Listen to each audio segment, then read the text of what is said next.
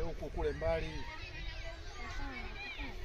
Sasa kesho vipi rafiki yangu? Wewe ushasema leo twende tu hapo, swala dakika ngapi tu? Sasa kila siku umechelewa au umechelewa tunafanyaje sasa? Sisi tunafanyisha tu dakika ngapi tu hapo? Hatuchelewi bwana. Sasa kila siku hadi azishi kila siku kesho. Kana mgoja wewe na kwaje babu? Sasa ni vipi, una shida gani?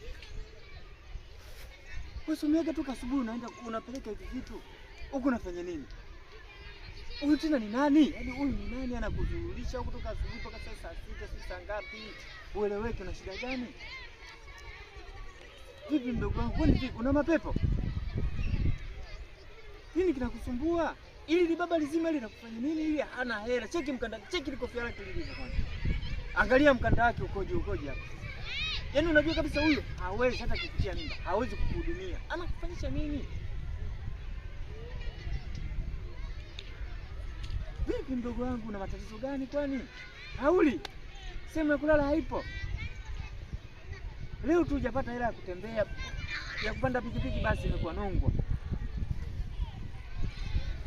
Kwa nini? Na hivi vitu hapa vimefuata nini? Baada ya vitu kae napo wewe upate nafasi ya kuondoka, kuna simu mtu akibeba huyo, unamwaminije huyu mtu?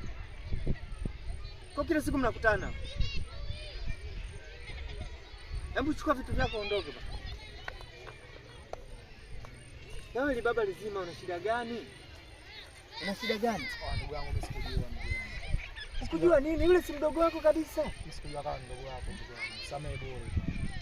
Mdogo wa mwenzio naye mdogo wako. Sasa kitu gani kinakufanya yule mzurudisho kwenye mapoli? Nataka kumfanya nini?